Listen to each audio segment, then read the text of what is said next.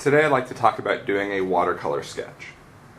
Last night there was a lunar eclipse, and I've been down in Los Angeles, and I bring my sketchbook and my journal, my sketchbook with me, and my watercolor, my little art kit, and I decided I wanted to capture this eclipse. It happened very quickly, relatively, so I wanted to be able to first go to of course, see it in the sky before clouds covered it, and capture a little sketch of it, and then spend a little more time to do a painting of it.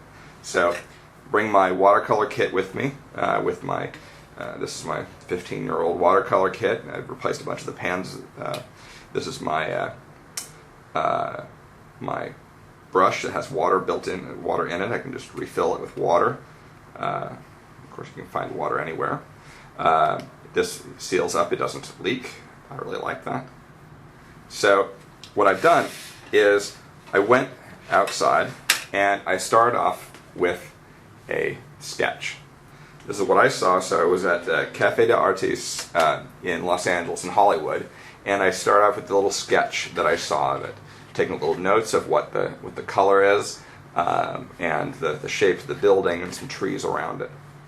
Once I got that sketch done, I then sat down in the restaurant waiting for the rest of my party to arrive, and I painted it. And I take the colors that I mixed around in my watercolor palette. Like the gold here is how I mixed up some of the gold here, because that's the colors that I saw. Added some of the tree, the greens, the tile roof that I saw as part of the building. I just wanted to do a little sketch to be able to record this.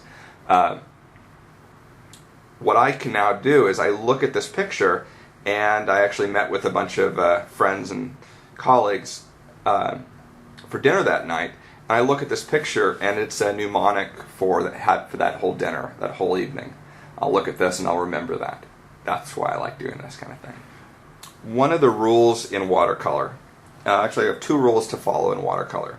One, always have some of the white of the page bleed into the drawing.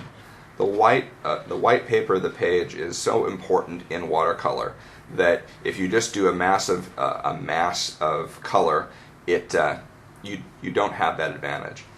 So there are parts of this where we have white that are integral parts of the parts that I did not paint.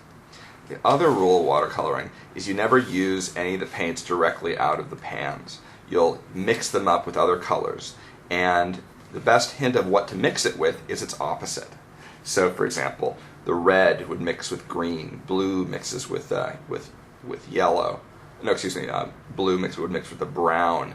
You use the opposite color on the color wheel, and you basically get, depending on how much of each color, you get a gradient. You get these more interesting colors than the colors that come directly out of the pans.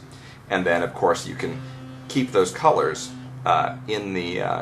they'll just dry up, and the water will dry up, and then you have that color the next time you want to paint.